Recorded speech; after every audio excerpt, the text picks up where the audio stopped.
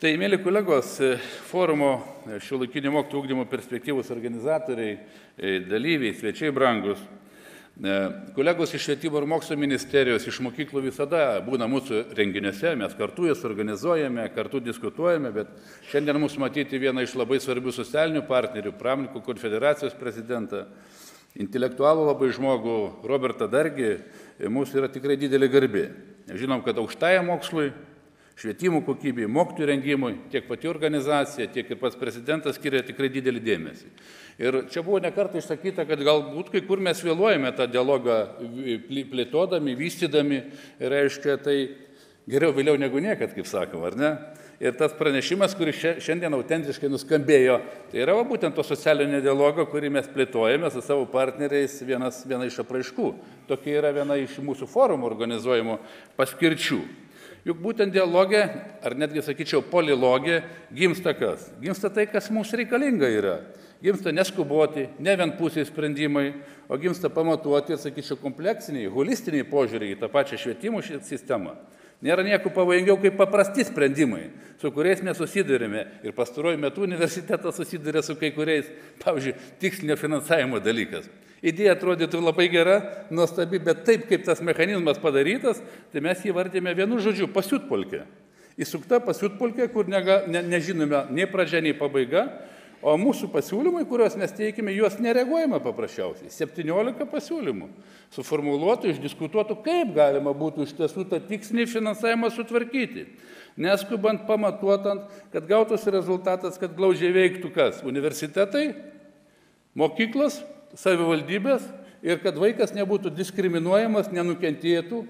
Tuo atveju, kai jis, reiškia, sakykime, yra vienoje savivaldybėje, o savivaldybės meras nesutinka suplanuoti po 4 metų pasirašyti sutartį, po 4 metų jis turės. Matot, pramonės įmonių vadovai nedaugiau 3 metus planuoja, o iš mūsų prašo per tikslinį finansavimo mechanizmą, kad po 4 metų mokyklos direktorius žinotų labai tiksliai ir savivaldybės meras žinotų, ar ta darbo vieta bus, reiškia. Tai čia yra tokie dalykai, tokios problemos. Dabar, mėly kolegos, pasinaudodamas progą, ką norėčiau pasakyti vieną kitą dar pastabą. Universiteto veikloje, moksle, studijos, taip pat ir valdyme, vyksta tikrai dideli pokyčiai. O siekiame dar didesnės, sakyčiau, esminės kokybinės pažangos. Iki vasaros bus parengtas universiteto pertvarkos planas. Iki vasaros, kurį mes turėsime įgyvendinti iki metų pabaigos. Siekime sustiprinti kokybišką mokytojų rengimą ir švietimo tyrimus, kartu su Vytauto Didžiojo universitetu konsoliduoti Lietuvos ir mūsų bendruomenės socialinių humanitarinių mokslų potencialą, atliepti konkurencinius iššūkius, kurie yra, ir iš tiesų esminiai gerinti studijų mokslų ir mokytojų rengimo kokybę. Tam mums reikia to potencialo daugiau, mums tam reikia, sakykime, žinovų, intelektualių žmonių, kurie susitelktų į vieną vietą, su studijų programomis dirbtų, su švietimo tyrimų programomis. Mes esame šiaip atvira, aš manau, atvira, atsakinga bendruomenė, kuri čia susirinko, kurią mes čia atstovaujame, pakankamai jaunatviška, dar ne ta, kuri ten to amžiaus grupė, kuri yra jau, kaip sakoma, kuri buvo įvardinta, pakankamai turime ir tos vienos amžiaus grupės, ir tos vidutinės, produktyviausias, viskas čia yra tvarkoje. Pakankamai jaunatviški ir kompetentingi, sakyčiau. Mes pasižymėme, aš taip drįstu teikti, rimtais, atsakingais ir akademiniais idealais. Ar galėtų kas nors paneigti, kad šitame moksle, šitame universitete mes nesidomėme mokslo pasiekimais, mes jų nedarome, mes nesipublikuojame Scopus, Web of Science ar kitose duomenų bazėse. Ar mūsų mokslininkai netlieka stažuočių Cambridge ir visur kitur, Amerikoje, ar jie negauna Fulbrighto stipendijų ir kitų dalykų. Viskas tas vyksta. Galima to džiaugtis. Mes turime tikrą dėstytojų tyrėjų bendruomenę. Bet yra ir keletas kitų dalykų, kurias reikia akcentuoti. Reikia pripažinti, kad per daugelį dešimtmečių yra susikloščiusi tokia stereotipinė mūsų akademinės bendruomenės, buvusi VPI, reiškia ten ir taip toliau, reputacija, tokia stereotipinė reputacija. Reiškia, tarp mokslo, studijų vadybininkų, tarp kitų socialinių partnerių, taip pat ir verslininkų reikia pripažinti. Matote, mėly kolegos, verslas, privatus verslas kaip toks, mūsų absolventams nėra pats svarbiausias dalykas. Mes orientuojamės pastaruoju metu į privatų švietimo verslą. Mums ypač svarbi yra privačių darželių, privačių mokyklų direktorių nuomonė, kaip mūsų darbdavių, kurie šitame segmente, kaip sakome, dalyvauja. Tai yra mūsų ta pagrindinė tikslinė grupė. Nors nebejotina ir verslas apskritai netiesiogiai yra čia svarbus. Taigi, įdomu tai pastebėti, kad jeigu nors mes pastaruoju metu padarėme tokius didelis pokyčius, na, kad ir studijų kokybės užtikrinimo srityje ir kitose, dar mūsų reputacijoje visuomenėje tai dar nesispindi, beros niekaip. Mes tai dar nematome, dar kažkur ten mes aktyviau nesudalyvaujame ir taip iš tiesų čia yra labai didelių rezervų. Toji reputacija, tiesiai šviesiai sakau, išlieka gana prieštaringa, gana kontroversiška. Iš ko tas susideda? Pavyzdžiui, darbdavių atsiliepimai, jeigu imsime tos pačius veidų reitingus, iš tiesų pastaruoju metu labai pagerėjo. Tai mūsų universiteto absolventus, matėte, rodikliai yra puikus. Tų darbdavių, pas kuriuos ateina mūsų absolventai. Taip pat pripažįstama sukaupta patirtis rengiant mokytojus ir vykdant švietimo ir ugdymo tyrimus. Ką nepaminėjau, praeitais metais atšventėme 80 metų jubiliejų ir kitai būti negali, teisingai. Kita vertus, kas prikešama, kad toji patirtis, ypač mokytojų ugdyme, yra pernelyg tradicinė, kad stokojama ir inovacijų, kad mes pernelyg dažnai vartojame žodį esame mokytojų rengimo kalvė, tačiau nesame atviri naujausiai, mokytojų ugdymo patirčiai. Tokių priekaištų mes girdime.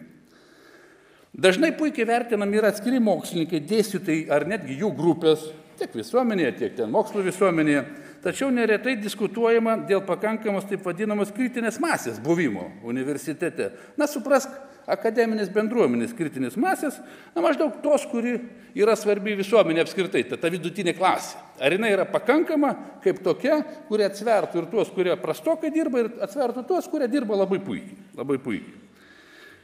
Viena vertus laimime Lietuvos mokslo tarybos visuotinės dotacijos projektą, kurį apskritai edukologai Lietuvoje, mūsų universiteto edukologai vienintelį ir laimėjo.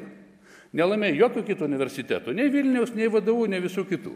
Kita vertus, didelė dalis kitų teikiamų projektų Lietuvos mokslo tarybai yra tiesiog atmetami ir jie nepraeina. Tai vat matot, kokie yra įdomus čia prieštaravimai.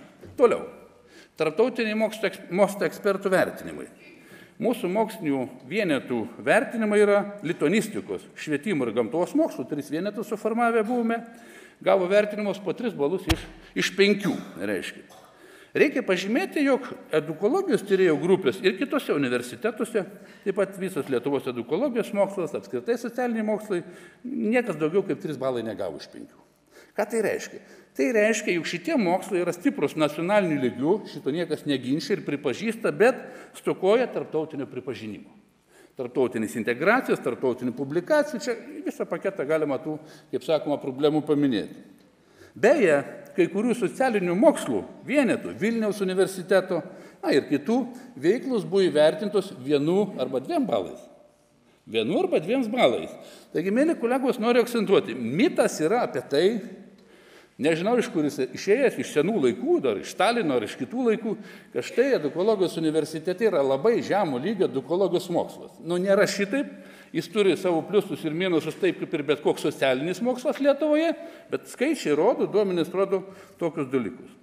Įdomu, jog tarptautiniai ekspertai labai prastai vertina mokslo vadybą Lietuvoje, visi mes šitą gerai žinote.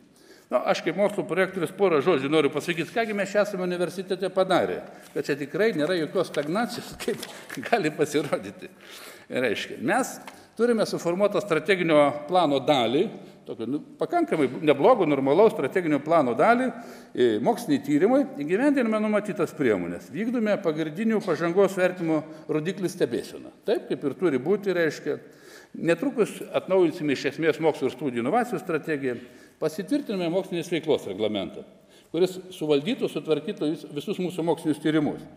Atkūrėme mokslo fondą.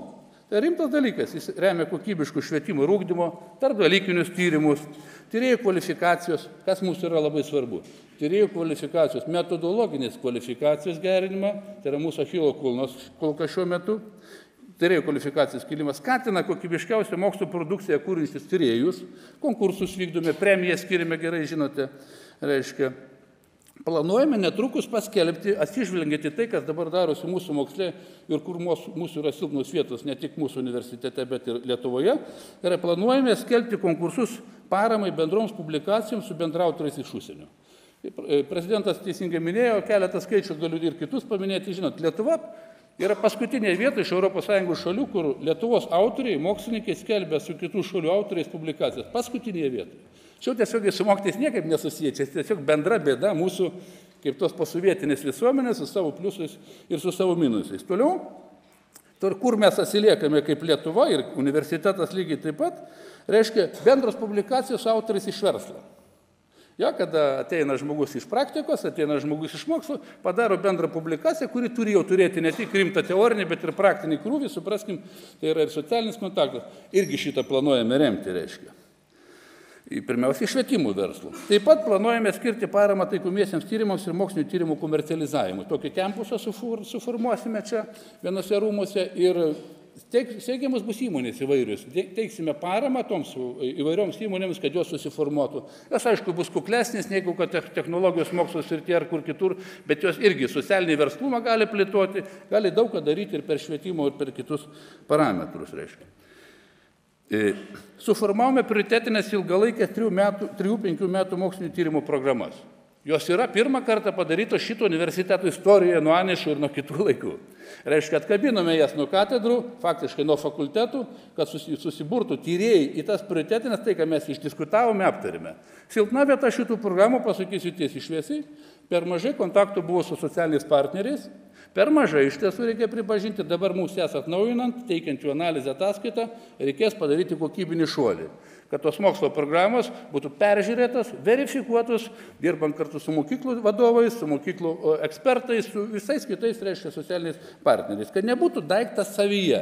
Tai, kas mums yra svarbu, galbūt ne visiškai yra svarbu švietimo praktikai ar apskritai visuomeniai. Pertvarkime mokslo žurnalų leidybą, noriu pasakyti, vieni pirmųjų Lietuvoje. Žurnalai mūsų dabar leidžiami Open Journal Systems platformoje, tai yra atvira prieiga, tai yra su DOI pasais ir taip toliau ir panašiai. Iškėlėme, per pusę mažiname žurnalų skaičių, mes žinome, Lietuvoje mes jų turime per daug, ir ne tik Lietuvoje, Europoje mes turime jų per daug. Iškėlėme tikslą tiems, kurios palikome, 6 palikome bendro universitetinius, po metų patekti į Scopus duomenų bazės. O pedagogikai mūsų rimčiausiam žurnalui iškėlėme tikslą, reiškia, žiūriu dabar kolegės pirmininkė, profesorė Marijona Barkauskaitė, po 3 metų patekti į Web of Science duomenų bazės. Reiškia, tai tokie tikslai yra suformuoti. Ir aišku, mėly kolegos, nemažiau svarbu proveržis didinant studijų kokybę ir diegiant inovacijas. Visuomenė paprastai akcentuoja studijų kokybę, taip, bet reikia suprasti, kad be kokybiško mokslo, kokybiškų studijų būti negali ir atvirkščiai, jeigu tai pasakyti. Taigi prieš 3 mėnesius, mėly kolegos, yra patvirtintas labai rimtas švietimo ir ugdymo krypčių aprašas, gruodžio 10 dieną, tikrai šiuolaikiškas, rimtos darbo grupės parengtas ir iš mūsų universiteto ten žmonės dirbo. Tai yra tam tikras iššūkis švietimo ir ugdymo dalykams, kurie čia bus diskutuojami ir šitame forume, aš nenoriu iš kolego atimti duonus, tiesiog noriu pasakyti štai ką. Privalome būti šitos transformacijos priešakyje. Akcentuoju, priešakyje, o ne prisitaikyti, kaip ten vieną ar kitą atsiliepimą girdėjau. Edukologijos universitetas neprisitaikyti turi, o jis turi būti lyderis, jis turi diktuoti mokytojų rengimo madas, jeigu galima šitaip išsireikšti, reiškia. Neprisitaikyti. Ir šiandien, matyt, tam yra skirtas ir renginys, kurį čia mes atidarome, puikus renginys, kuris bus nuolatinis.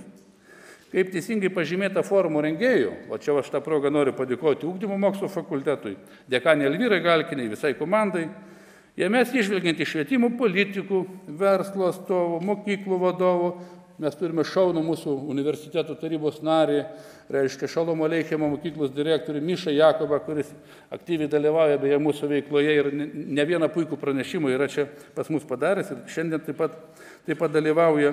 Atsižvelgiant į akademinės bendruomenės lūkesčius, bus diskutuojama apie kūrybišką šiuolaikinį mokytoją. Gebėjimą kurti tokias sąlygas, kad kiekvienas mokinys sėkmingai mokytųsi. Čia netušti žodžiai, mes puikiai suprantame, mes remiame ir mes matome savo specifiką kaip universitetas. Mes propaguojame įtraukį ugdymo platformą. Tuo mes norime išsiskirti ir iš kitų. Neatskirti elitą ir masę, ne privačios ir valstybinės mokyklos, o skandinaviškas modelis, kur sudaromos kuo vienodesnės sąlygos, kad kiekvienas mokytųsi sėkmingai. Tie, kurie sėkmingai nesimoko, iškrenta iš bendro lavinimo sistemos, tai ir taip toliau, tai tie ir išvyksta, tie nesintegruoja, arba tie nekuria verslą ir taip toliau ir panašiai. Tai va, skandinaviškas visuomenės gerovės modelis yra jau atrastas, suformuotas, reikia atitinkamai jį tiesiog perimti, jį naudoti inovatyviai transformuojant. kad kiekvienas mokinys sėkmingai mokytųsi ir taptų veržliu, mokėtų prisitaikyti prie nuolat kintančių pasaulio, kuris buvo čia nekart akcentuotas, sakyčiau, ateities pasaulio, kurį gana sunku prognozuoti. Mėly kolegos, net 4 iš 5 2015 metų Lietuvos metų mokytojų yra LEU absolventai. Noriu, kad atkreiptume dėmesį į šitą dalyką. Čia dekanė kalbėjo apie tą saviplakos problemą. Mes turime 2 tokius kraštutinumus. Kada yra plakamasi, kad nieko nesugebama padaryti, nieko negalima padaryti. Ir yra kitas kraštutinumas, kokie mes esame puikus, kai mes viską žinome, mes viską išmanome, niekas čia mūsų nepamokys. Tai be abejo, kad abu šitie kraštutinumai yra nevykusios pozicijos. Taigi, štai kur mūsų kelias. Mūsų nieko kito nelieka, kaip ir toliau siekti kokybiškos lyderystės. Kokybišką mes jau esam pasiekę. Kokybiškos lyderystės mokytojų rengimų ir švietimo tyrimų srityje. Užtikrinti kuo kokybiškesnį dėstymą, mokslo tyrimus, remiantis gerovės visuomenė puoselėjančiai įtraukė ugdymo konceptu, kaip pasakytų mūsų jaunoji mokslininkė Rasa Nedzinskaitė, vertingų tyrimų apie mokytojų lyderystę autoriai, ugdyti būsimuosiuose mokytojuose kuo ryškesnės transformacinės pokyčių lyderystės savybės iš tiesų. Tai yra gerai žinomi dalykai, kad jie kaip esminis švietimo sistemos veiksnys būtų, pavyzdžiui, ir kitiems mokytojams, būtų pačios aukščiausios kompetencijos Lietuvoje, gebėtų nuolat patys keistis ir, aišku, tokiu būdu keisti ir Lietuvą, derindami labai skirtingus dalykus vienoje profesijoje, noriu atkreipti dėmesį, derindami tuo pačiu misionieriaus pašaukimą, ko mes norime išmokyti, ir ne apie tai, ką ir Miša Jakubas yra minėjęs šią viename pranešime, o kita vertus derindami verslininkų vedybinius gebėjimus. Kalbam apie verslumo ugdymą. Štai kas yra mokytojas, ką jis turi suderinti viename asmenyje. O sėkmingų mokytojų veiklai, sėkmingiems mokiniams atsirasti, jeigu tą metaforą aš galiu taip dar kartą pakartoti, reikės ne tik mūsų bendruomenės, tik tai mūsų bendruomenės, reikės ir kitų universitetų, bet reikės labai didelių visos visuomenės, šeimos pirmiausia. Šeimos, kurioje vaikas praleidžia didžiąją dalį savo gyvenimo. Mokyklos taip pat kaip institucijos, kaip struktūros, su savo infrastruktūra, su viskuo. Savivaldybės, kaip steigėjas, kaip finansuotojas. Valstybės reiškia per įvairiausius mechanizmus, per ministerijos mechanizmus, per tikslinį finansavimą ir per visą kitą. Baigdamas noriu palinkėti kuo geriausios kloties mūsų visų formų. Ačiū, kad uždėjote.